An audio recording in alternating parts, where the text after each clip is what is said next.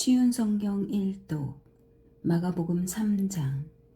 예수님께서 회당에 들어가셨습니다. 거기에는 손이 오그라진 사람이 있었습니다. 사람들은 예수님을 고발하려고 예수님께서 안식일에 그 사람을 고쳐주시는지 지켜보고 있었습니다. 예수님께서 손이 오그라진 사람에게 말씀하셨습니다. 일어나서 나오너라. 그리고 그들에게 물으셨습니다. 안식일에 좋은 일을 하는 것이 옳으냐, 나쁜 일을 하는 것이 옳은 것이냐, 사람의 생명을 살리는 것이 옳으냐, 죽이는 것이 옳으냐. 그러자 사람들이 아무런 대답도 하지 못했습니다. 예수님께서 분노하시며 주위를 둘러보시고 사람들의 마음이 굳은 것을 아시고 슬퍼하셨습니다. 예수님께서 그 사람에게 말씀하셨습니다. 내 손을 펴보아라. 그 사람이 손을 내밀자 그 손이 나았습니다.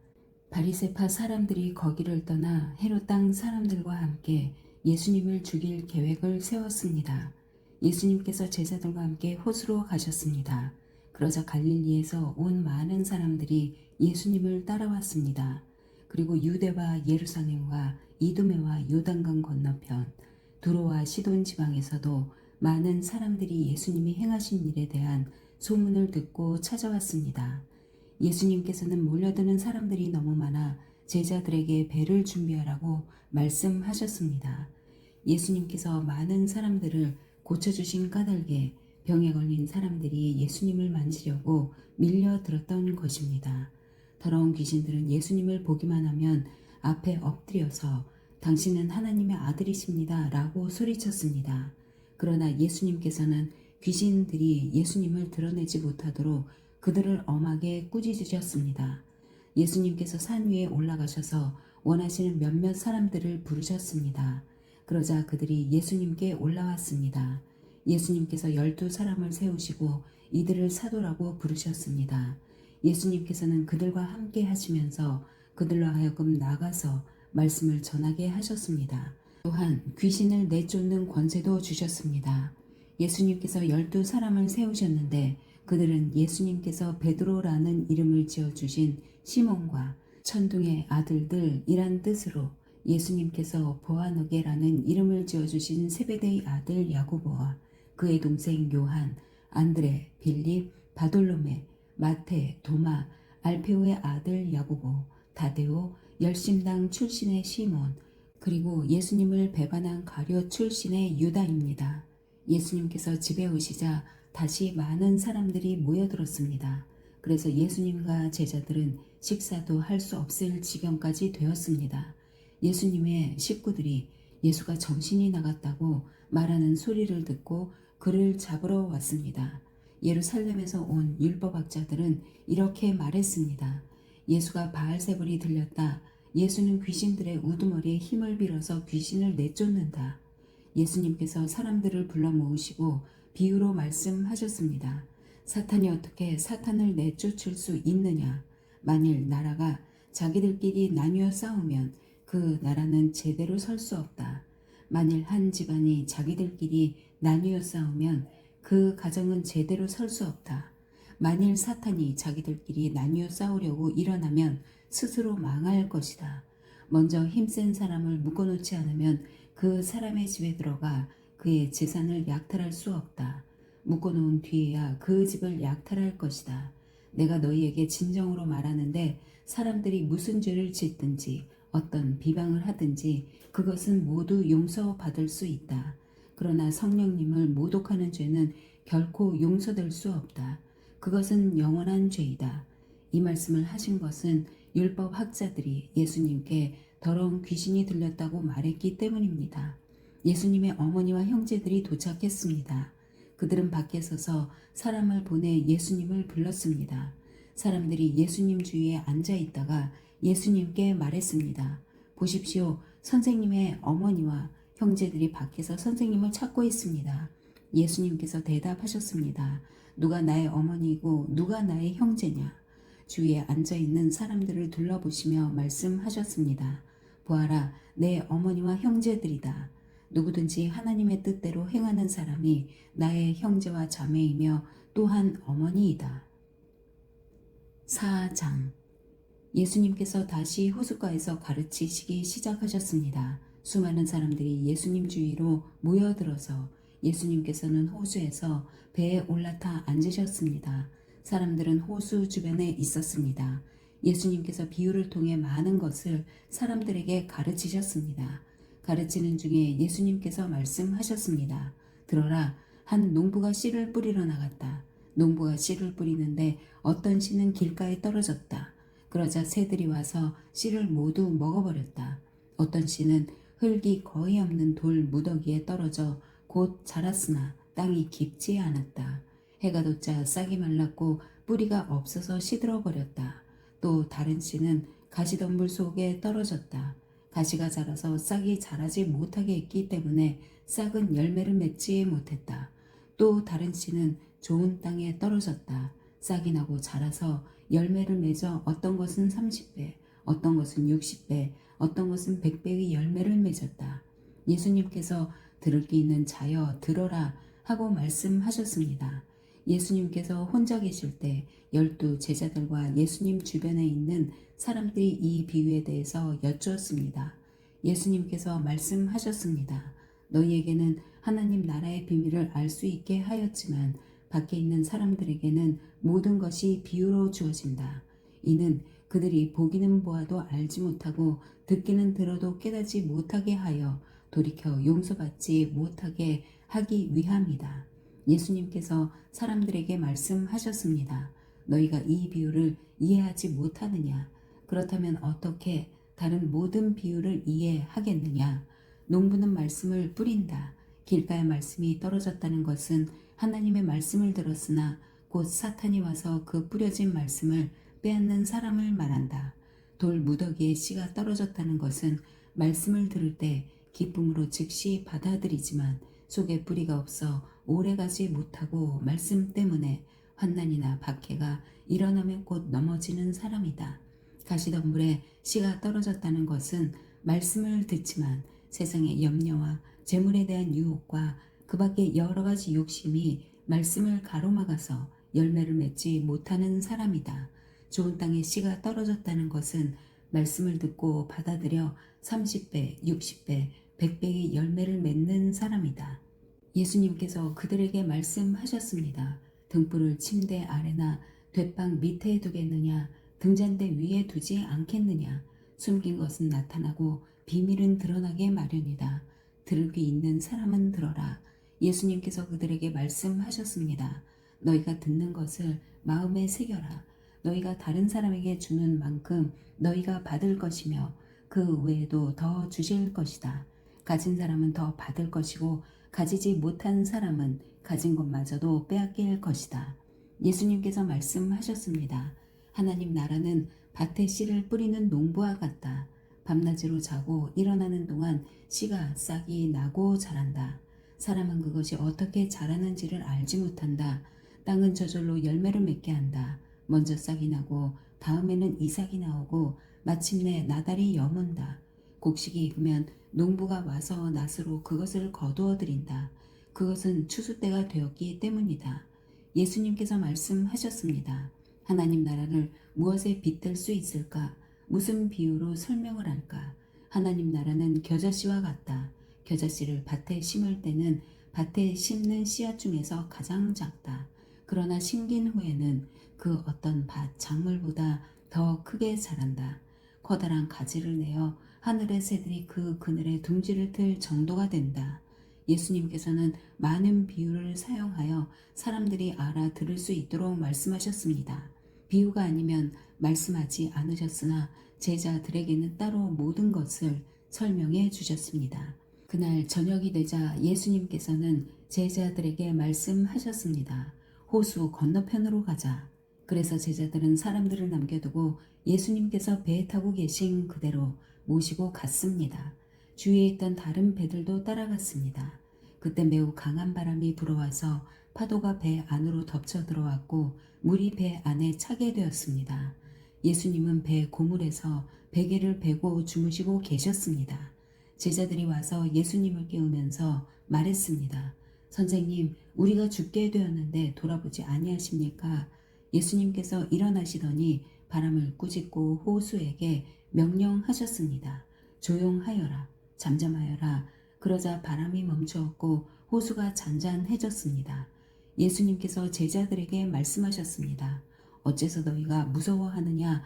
아직도 믿음이 없느냐? 제자들이 매우 두려워하며 이분이 어떤 분이길래 바람과 파도도 순종하는 것일까? 하고 서로에게 물었습니다. 5장. 예수님과 제자들이 호수 건너편 거라사 지방으로 갔습니다. 예수님께서 배에서 내리시자 더러운 귀신이 들린 어떤 사람이 무덤에서 나와 예수님을 만났습니다. 이 사람은 무덤 사이에서 살고 있었는데 그 누구도 그를 묶을 수 없었고 쇠사슬로도 묶을 수 없었습니다. 여러 번 쇠고랑과 쇠사슬로 그를 묶어보았으나 그는 쇠사슬도 끊고 쇠고랑도 부수었습니다. 아무도 그를 당해낼 수 없었습니다. 그는 밤낮으로 무덤과 산을 돌아다니며 소리를 지르고 돌로 자기 몸에 상처를 내곤 하였습니다. 귀신 들린 자가 멀리서 예수님을 보고 달려와 엎드려 절을 하였습니다. 그리고 큰 소리로 가장 높으신 하나님의 아들이신 예수님, 저와 무슨 상관이 있으십니까? 제발 저를 괴롭히지 마십시오. 하고 외쳤습니다. 그것은 예수님께서 더러운 귀신아 그 사람에게서 나오너라 하고 그에게 말씀하셨기 때문이었습니다. 예수님께서 그에게 물으셨습니다. 내 이름이 무엇이냐? 그가 대답했습니다. 레기온입니다. 이는 우리의 수가 많기 때문에 붙여진 이름입니다. 그는 예수님께 자신들을 또다시 이 지방에서 쫓아내지 말아달라고 간청하였습니다. 마침 그곳 산 허리에서 많은 돼지떼가 먹이를 먹고 있었습니다. 더러운 귀신들이 간청했습니다. 우리를 저 돼지들에게 보내셔서 들어가게 해주십시오. 예수님께서 그렇게 허락하셨습니다. 더러운 귀신들은 그 사람에게서 나와 돼지떼 속으로 들어갔습니다. 그러자 거의 2,000마리나 되는 돼지떼가 호수 쪽으로 산비탈을 내리달아 빠져 죽었습니다. 돼지를 치던 사람들이 달아나서 읍내와 촌에 있는 사람들에게 이 사실을 알렸습니다. 그래서 사람들이 무슨 일이 일어났는지 보려고 왔습니다. 그들은 예수님께 와서 귀신이 들렸던 사람, 곧 레기온 귀신이 들렸던 사람이 옷을 입고 제정신으로 돌아와 앉아있는 모습을 보고 깜짝 놀랐습니다. 이 일을 목격했던 사람들이 그들에게 귀신 들린 사람에게 어떤 일이 일어났는지에 대하여 그리고 돼지떼에 대하여 말해 주었습니다. 그러자 그들은 예수님께 자기네 지방을 떠나달라고 요구하기 시작했습니다. 예수님께서 배에 앉으시자 귀신 들렸던 사람도 예수님을 따라가게 해달라고 간청하였습니다. 그러나 예수님께서는 허락하지 않으셨습니다. 예수님께서 내 가족 식구들과 친구들에게로 가거라. 그들에게 주님께서 내게 얼마나 큰 일을 해 주셨으며 얼마나 큰 자비를 베풀어 주셨는지 이야기하여라 하고 말씀하셨습니다. 그래서 그 사람은 돌아갔습니다. 그리고 대가벌리 지역에서 예수님께서 자기에게 얼마나 큰 일을 해 주셨는지를 사람들에게 이야기하자 모든 사람들이 듣고 놀랐습니다. 예수님께서 배를 타고 맞은편 쪽으로 다시 건너오셨습니다. 그러자 많은 사람들이 예수님 주위에 몰려들었습니다. 예수님께서 호숫가에 계셨습니다. 야이로라고 이름하는 어떤 회당장이 예수님을 찾아왔습니다. 그는 예수님의 발 앞에 엎드렸습니다. 그리고 예수님께 거듭해서 간청했습니다. 제 어린 딸이 죽어가고 있습니다. 제발 오셔서 그 아이에게 손을 얹어 주십시오. 그러면 건강해지고 살아날 것입니다. 그러자 예수님께서 그와 함께 가셨습니다. 많은 사람들이 예수님을 애워싸고 밀며 따라왔습니다. 그 중에는 12년 동안 혈루증을 앓아온 여자가 있었습니다. 그는 여러 의사에게 보이면서 고생을 했습니다. 그러나 가진 돈만 다 써버리고 효과는 없었습니다. 오히려 병이 더 심해져 갈 뿐이었습니다. 그러던 중 예수님에 대한 소문을 듣고 사람들 틈에 끼어 예수님을 따라가다가 예수님의 옷에 손을 대었습니다. 그 여자는 옷에 손을 대기만 하여도 내가 나을 거야 하고 생각했습니다. 그 즉시 피가 흐르는 것이 멈췄습니다. 그녀는 자신의 병이 나은 것을 몸으로 느꼈습니다. 바로 그때 예수님께서 자신에게서 능력이 나가는 것을 느끼셨습니다. 그래서 돌아서서 물으셨습니다. 누가 내 옷을 만졌느냐? 제자들이 말했습니다. 사람들이 에워싸고 밀치고 있는데 누가 손을 대었다고 말씀하십니까? 그러나 예수님께서는 손을 댄 여자를 찾으려고 둘러보셨습니다.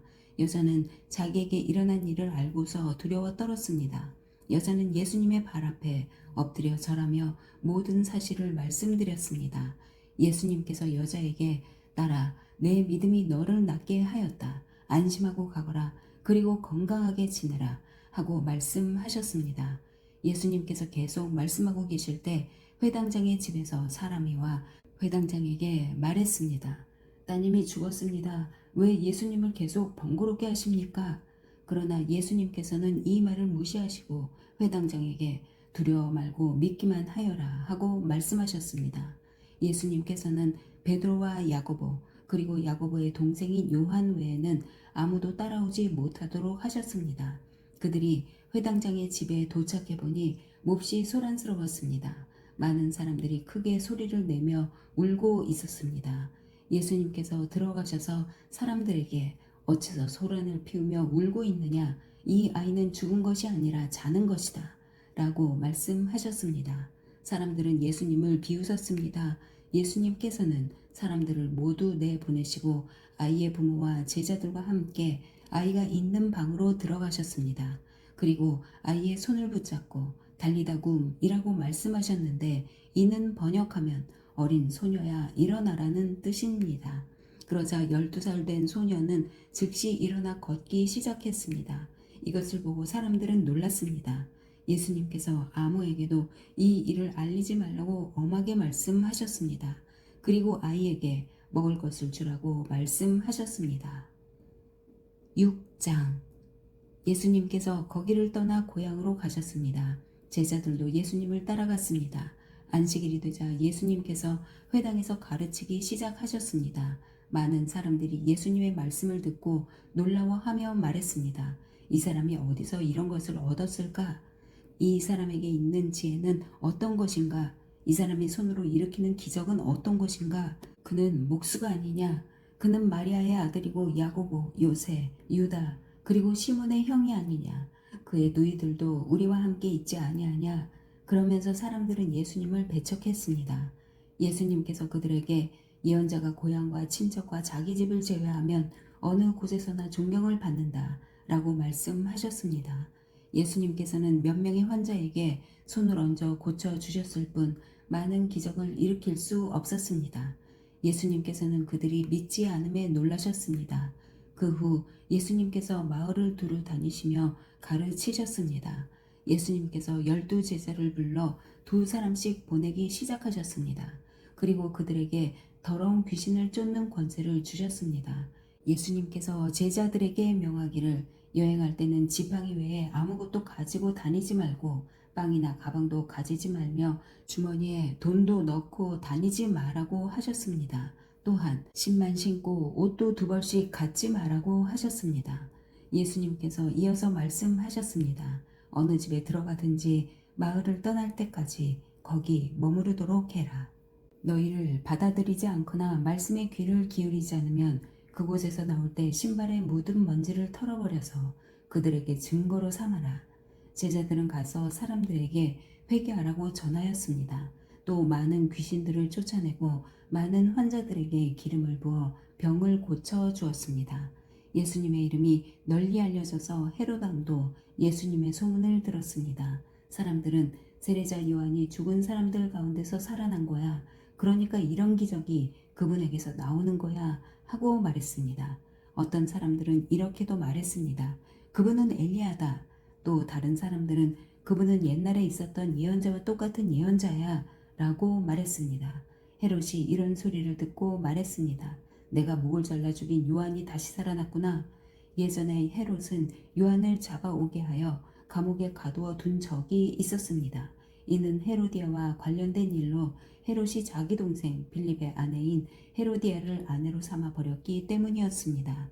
요한은 헤롯에게 자기 동생의 아내를 자기 아내로 삼는 것은 옳지 않습니다. 라고 말하곤 하였습니다. 그래서 헤로디아는 요한을 미워하였습니다. 헤로디아는 요한을 죽이고 싶었지만 그럴 수 없었습니다. 그것은 요한이 의롭고 거룩한 사람이라는 것을 아는 헤롯이 요한을 두려워했기 때문입니다. 그래서 요한을 살려두었습니다.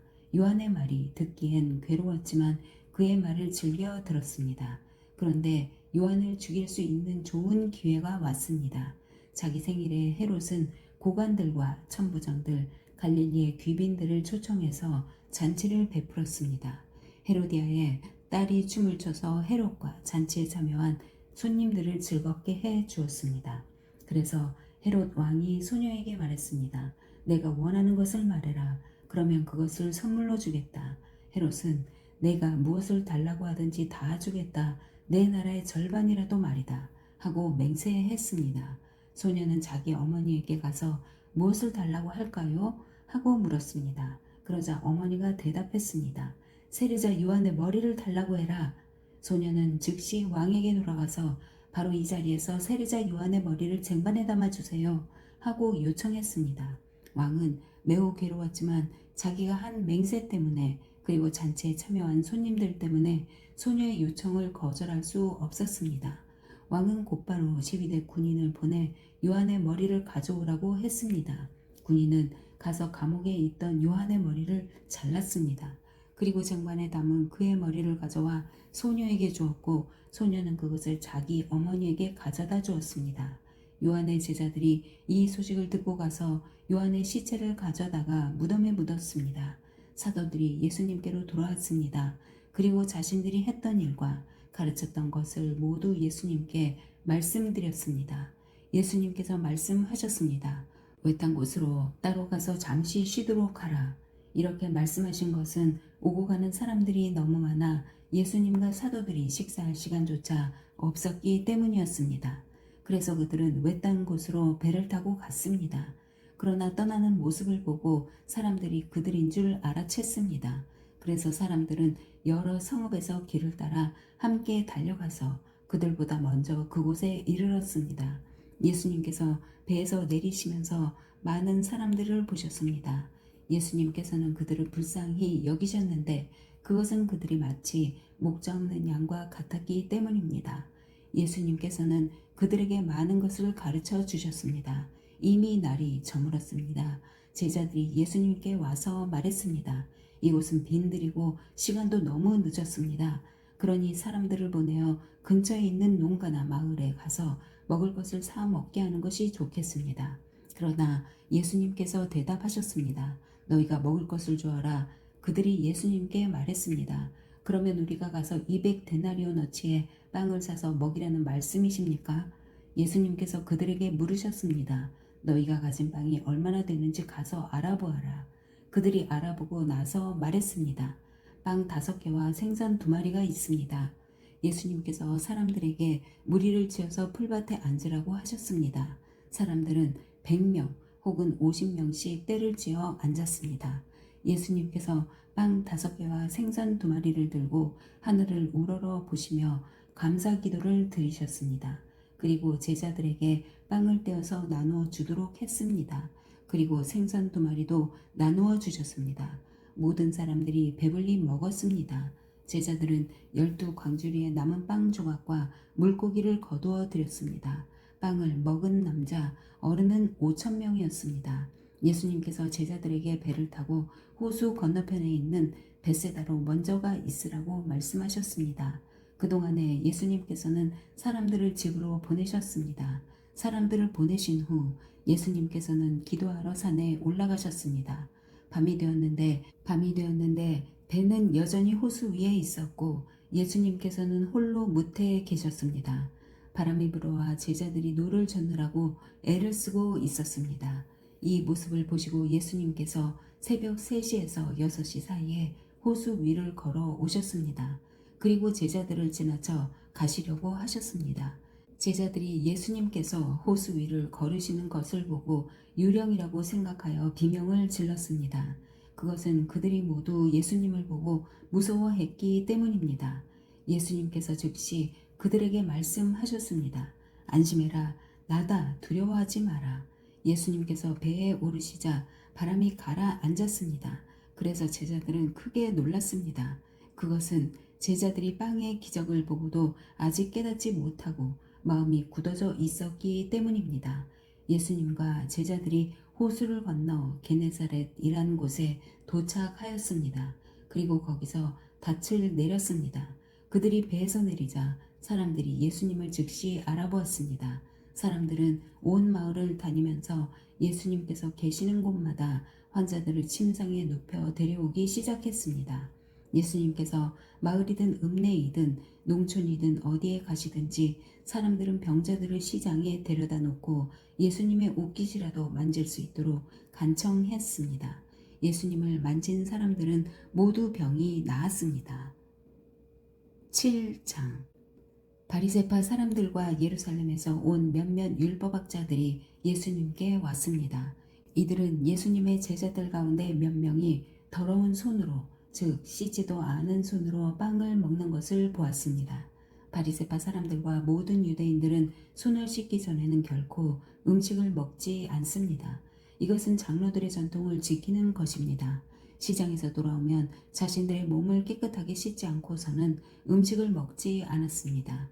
이 외에도 여러 가지 지켜야 할 일이 많았는데 컵이나 주전자, 냄비 그릇, 그리고 침대를 씻는 것이었습니다. 바리새파 사람들과 율법학자들이 예수님께 말했습니다. 어째서 선생님의 제자들은 장로들의 전통을 지키지 않고 더러운 손으로 음식을 먹습니까? 예수님께서 대답하셨습니다. 이사야가 너희와 같은 위선자들에 대하여 쓴 것이 옳구나. 이 백성들이 입술로는 나를 공경하나 마음은 내게서 멀구나. 헛되이 내게 예배를 드리고 사람의 훈계를 교리인 양 가르친다. 너희는 하나님의 계명을 무시하고 사람의 전통만 지키는구나. 예수님께서 그들에게 말씀하셨습니다. 너희는 너희의 전통을 지키려고 하나님의 명령을 그럴듯하게 무시하는구나. 모세는 내 아버지와 어머니를 공경하여라. 아버지나 어머니를 욕하는 사람은 반드시 죽으리라고 하였습니다. 그러나 너희는 아버지나 어머니에게 드리었던 것이 고르반, 즉 하나님께 드리는 예물이 되었다고 하면 그만이라고 한다. 그래서 자기 아버지나 어머니에게 아무것도 드리지 못하게 한다. 그러므로 너희는 너희들의 전통으로 하나님의 말씀을 깨뜨리고 있다. 너희는 이와 같은 일을 많이 하고 있다. 예수님께서 사람들을 다시 불러서 말씀하셨습니다. 너희 모두 내 말을 듣고 깨달아라. 무엇이든지 사람 밖에서 몸속으로 들어가 사람을 더럽히는 것은 아무것도 없다. 사람에게서 나오는 것이 사람을 더럽힌다. 예수님께서 사람들과 헤어져 집에 들어오시자 제자들이 이 비유에 대해 물었습니다. 예수님께서 말씀하셨습니다. 너희는 아직도 깨닫지 못하겠느냐? 바깥에서 사람 속으로 들어가는 것이 사람을 더럽히지 못한다는 것을 깨닫지 못하느냐? 그것은 사람의 마음속에 들어가는 것이 아니라 배로 들어가서 뒤로 나간다. 그러므로 예수님께서는 모든 음식이 깨끗하다고 선언하셨습니다. 예수님께서 말씀하셨습니다. 사람에게서 나오는 것, 바로 그것이 사람을 더럽히는 것이다. 속에서부터, 즉 사람의 마음으로부터 악한 생각, 음란, 도둑질, 살인, 간음, 탐욕, 악의가 나오며 속임수, 방탕, 질투, 욕지거리, 교만, 어리석음이 나온다. 이 모든 악한 것들은 사람의 속에서 나와 사람을 더럽힌다. 예수님께서 그곳을 떠나 두로 지방으로 가셨습니다. 예수님께서 어느 집에 들어가셨습니다. 그리고 이 사실을 아무에게도 알리지 않으려고 하셨습니다. 그러나 숨어 계실 수는 없었습니다. 예수님의 소문을 듣고 어떤 여자가 얼른 예수님께 와서 무릎을 꿇었습니다. 그녀에게는 더러운 귀신이 들린 딸이 있었습니다. 그녀는 그리스 사람으로 수로보니게 사람이었습니다. 그녀는 예수님께 자기의 딸에게서 귀신을 쫓아달라고 간청했습니다. 예수님께서 그 여자에게 말씀하셨습니다. 자녀들을 먼저 먹여야 한다. 자녀들의 빵을 빼앗아서 개에게 던지는 것은 옳지 않다. 그 여자가 대답했습니다. 주님 옳습니다. 그러나 상 아래 있는 개들도 그 아이들이 흘리는 부스러기는 얻어먹습니다. 그러자 예수님께서 말씀하셨습니다. 내가 그렇게 말하니 돌아가거라. 귀신이 내 딸에게서 떠났다. 그 여자가 집에 돌아가서 침대에 누워있는 딸을 보니 귀신은 이미 나가버린 후였습니다. 다시 예수님께서는 두로 지방을 떠나 시돈을 거쳐 데가볼리 지방에 있는 갈릴리 호수로 가셨습니다. 사람들이 예수님께 듣지 못하고 말도 못하는 사람을 데리고 와서는 그에게 손을 얹어 달라고 간청하였습니다. 예수님께서 그 사람을 데리고 사람들로부터 떨어진 곳으로 데리고 가셨습니다. 그리고 손가락을 그 사람의 귀에 넣으신 뒤에 손에 침을 뱉어 그의 혀를 만지셨습니다. 그리고 하늘을 우러러 보시며 깊은 숨을 쉬셨습니다. 그런 다음 그 사람에게 에바다 라고 말씀하셨는데 이는 열려라 라는 뜻입니다. 그러자 그의 귀가 열리고 혀가 풀려 말을 분명하게 하게 되었습니다.